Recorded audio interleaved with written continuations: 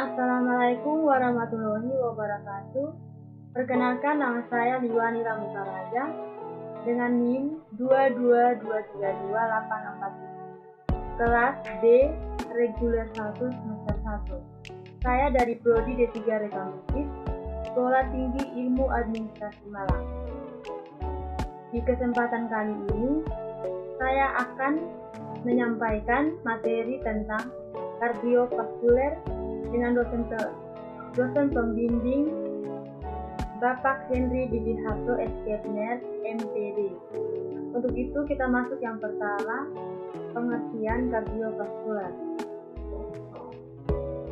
Sistem kardiovaskuler berasal dari kata kardio yang berarti jantung dan vaskuler yang berarti pembuluh darah. Jadi kardiovaskuler adalah jantung dan pembuluh darah. Sistem kardiovaskuler adalah sistem yang bertugas mensuplai darah pada seluruh jaringan tubuh untuk kepentingan metabolisme sel-sel serta menarik kembali darah ke jantung untuk melanjutkan membebaskan bahan metabolisme. Struktur dan fungsi jantung dalam sistem peredaran darah. Pengertian jantung. Jantung berasal dari bahasa Latin. Cor adalah sebuah organ tubuh manusia yang berongga serta berotot yang berperan dalam sistem peredaran darah manusia. Jantung mengendalikan seluruh kegiatan peredaran darah dengan melibatkan pembuluh darah sebagai salurannya. Jantung memompa darah ke seluruh tubuh melalui kontraksi berirama dengan bantuan listrik jantung. Darah ini dipompa ke seluruh jantung. Fungsi jantung. Fungsi jantung memompa darah ke seluruh tubuh dan menampungnya kembali setelah dibersihkan oleh paru-paru. Yang pertama, arteri, membawa darah dari jantung. Yang kedua, vena. Vena membawa darah ke jantung. Ketiga, kapiler, menghubungkan antara vena dan arteri.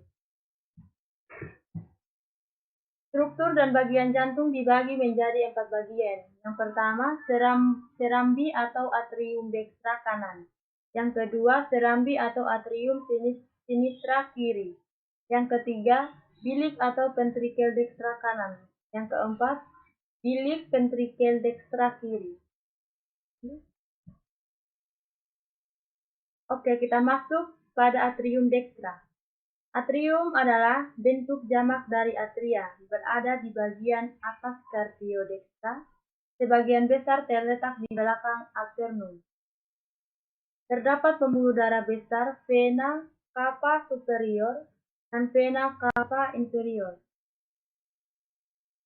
Pembuluh darah yang kecil, sinus coronarius, berfungsi untuk menerima darah kotor dari tubuh yang dibawa oleh pembuluh darah.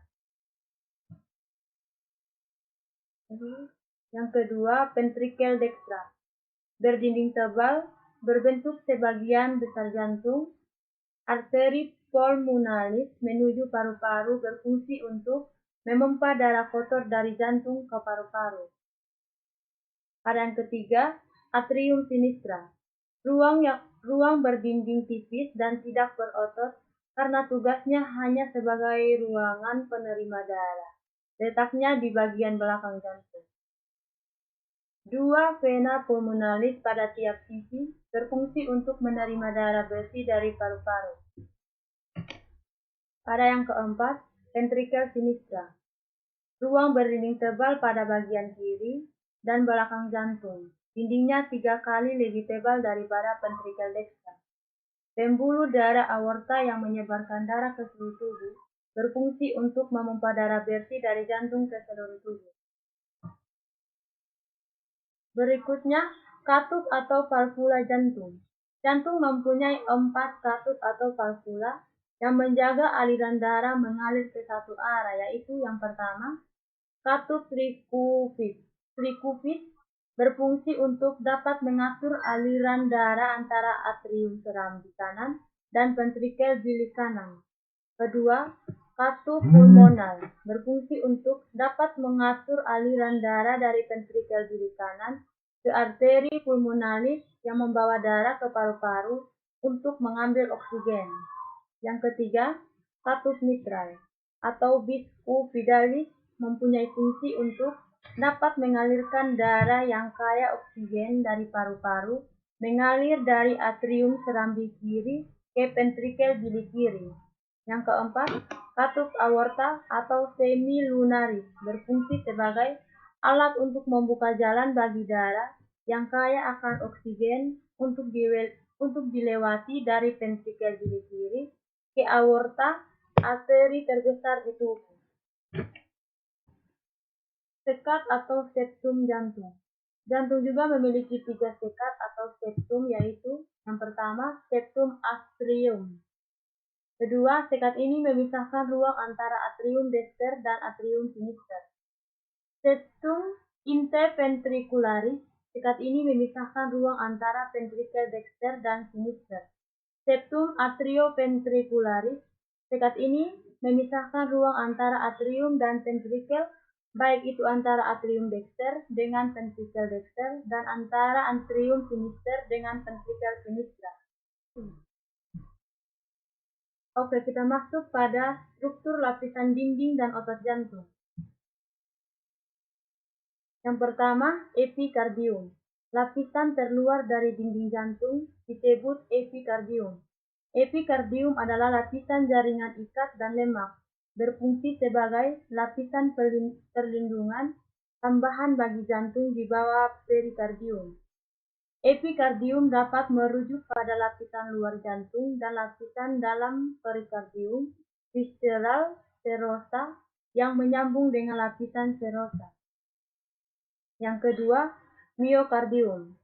Lapisan tengah dinding jantung merupakan jaringan otot jantung dan lapisan tebal dari dinding jantung yang terdiri dari sel-sel otot jantung atau kardiomiosit yang berkontraksi seperti sel otot lainnya, tetapi juga menghantarkan listrik untuk mengkoordinasikan kontraksi. Lapisan otot jantung yang menerima darah dari arteri koronaria. Arteri koronaria kiri bercabang menjadi arteri descending anterior dari arteri circumflex. Susunan miokardium terdiri dari atas. Yang pertama, susunan otot atrium, sangat tipis dan kurang teratur. Yang kedua, susunan otot ventrikel berbentuk bilik. Jantung dimulai dari cincin atrioventrikular sampai ke aspek jantung. Ketiga, susunan otot atrioventrikular, dinding pemisah antara serambi dan bilik. Yang ketiga, endokardium, lapisan terdalam dari jaringan. Yang ketiga, endokardium, lapisan terdalam dari jaringan jantung yang melapisi rongga dan katup jantung. Lapisan ini terdiri dari jaringan ikat longgar, dan jaringan epitel squamosa sederhana. Terdiri dari sel-sel endotel yang halus, permukaan endokardium tidak kaku. Berfungsi untuk mengumpulkan darah, memompa, dan dapat membantu mengatur kontraktilitas. Yang keempat, perikardium. Perikardium adalah kantung yang membungkus jantung pada manusia dan beberapa jenis hewan yang mempunyai fungsi utama sebagai dinding terluar jantung. Perikardium merupakan satu struktur kantung yang melapisi seluruh jantung kecuali bagian atrium kiri. Perikardium terdiri atas lapisan mesotel di bagian dalamnya dan melapisi fibrosa di luarnya. Perikardium berfungsi yang pertama untuk membungkus bagian epikardial dalam jantung. Yang kedua, untuk mempertahankan posisi jantung, menjaga fleksibilitas pergerakan jantung, memberi pelumasan, dan menahan pembesaran berlebihan yang terjadi apabila jantung terisi darah dalam jumlah yang melebihi kapasitas normalnya untuk mengurangi rasa nyeri saat jantung berkontraksi. Sekarang kita masuk pada otot jantung dan ciri dan sifat. Yang pertama, otot jantung merupakan penyusun dinding jantung dan memiliki fungsi untuk memompa darah baik menuju jantung maupun sebaliknya, sehingga terjadi sirkulasi darah. Otot jantung merupakan salah satu dari ketiga macam jenis otot. Dua lainnya adalah otot polos dan otot lurik. Sifat dan ciri otot jantung. Yang pertama, otot jantung memiliki banyak inti sel yang berada di bagian tengah. Hal ini sama dengan hal otot lurik. Yang kedua, otot jantung memiliki daerah yang terang dan gelap. Yang ketiga, bergerak secara tidak sadar dan tidak terkontrol, seperti halnya otot polos. 4. Memiliki serabut bercabang. Yang kelima, mempunyai diskus pembatas antara sarkomer. Diskus interskalaris adalah pertemuan dua sel yang tampak gelap jika dilihat dengan mikroskop, di mana hal ini merupakan ciri khas otot jantung. Sekarang kita masuk pada pembuluh darah jantung, aorta koroner, arteri dan vena, dan sistem sirkulasi. Yang pertama, aorta. Aorta adalah arteri terbesar dalam tubuh manusia. Bersumber dari ventrikel kiri, jantung yang membawa darah beroksigen kepada semua bagian tubuh dalam peredaran sistemik. Aorta adalah arteri elatis, oleh karenanya maka dapat mengembang apabila ventrikel kiri berkontraksi untuk memompa darah mengalir ke aorta. Aorta mengembang, renggangnya ini memberikan energi potensial yang akan membantu mempertahankan tekanan darah sewaktu diastole, karena saat itu aorta akan berkontraksi secara pasif. Yang kedua, arteri koroner. Arteri koroner adalah arteri pada sirkulasi koroner jantung yang menghantarkan darah menuju otot jantung. Kedua, arteri koroner berfungsi menyediakan suplai darah dan oksigen untuk otot jantung. Terdapat dua jenis arteri koroner yang terdapat di dalam jantung, yaitu arteri koroner kiri utama berfungsi memasuk darah ke sisi kiri otot jantung, ventrikel, dan atrium kiri. Kedua, arteri koroner kiri utama kemudian bercabang berbentuk. Pertama, arteri berfungsi menyediakan darah menuju bagian atas dan kiri jantung. Kedua, cabang arteri kiri utama yang mengelilingi otot jantung dan menyediakan darah menuju sisi luar dan belakang jantung.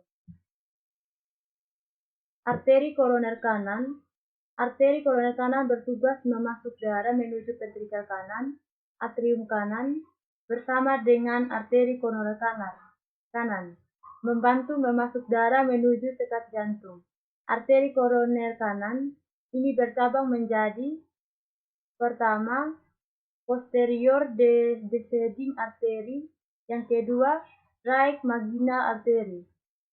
Arteri koroner memiliki beberapa cabang yang lebih kecil, yaitu A. Aptus marginal atau OM. Yang kedua, septal perforator atau SP. Ketiga, diagonal. Berikutnya, arteri pulmonalis. Arteri pulmonalis adalah salah satu dari dua pembuluh bercabang dari batang paru yang merupakan bagian integral dari anatomi jantung utuh dan merupakan pembuluh yang mengangkut darah oksigen ke paru-paru yang berasal dari ventrikel kanan. Fungsi dari arteri pulmonalis adalah untuk membawa darah target oksigenasi, darah yang sedikit memiliki oksigen, dari ventrikel kanan jantung ke paru-paru. 3. Arteri pulmonalis menghubungkan paru-paru dan ventrikel kanan jantung dan dibagi menjadi arteri pulmonalis kiri dan arteri pulmonalis kanan. Berikutnya, siklus jantung. Siklus jantung adalah urutan kejadian yang terjadi saat jantung berdetak atau peredaran darah yang terjadi dalam jantung. Terdapat dua fase siklus jantung atau gerakan jantung, yaitu sistol, jaringan otot jantung berkontraksi 0,3 detik untuk memompa darah keluar dari ventrikel. Sistol, atrial, kontraksi kedua atrium. Diastol, atrial, pengenduran kedua atrium. Diastol, otot jantung rileks atau mengendur. 2,5 detik terjadi pada saat pengisian darah di jantung. Sistol, ventrikuler, kontraksi kedua ventrikel. Kedua, diastol, ventrikuler, pengenduran kedua ventrikel. Yang ketiga, sistol, normalnya 120 mmHg. Yang keempat, diastol, normalnya 80 mmHg. Yang ketiga, range antara sistol dan diastol, normalnya 30 dan 50 mmHg. Sekarang kita masuk pada bunyi jantung. Yang pertama, bunyi pertama. Menutupnya katup arterioventrikuler dan kontraksi ventrikel panjang dan rata. Yang kedua, bunyi kedua, menutupnya kantung aortik dan pulmoner, pendek dan tajam. Sekian penyampaian materi dari saya. Jangan lupa like, comment, and subscribe. Terima kasih.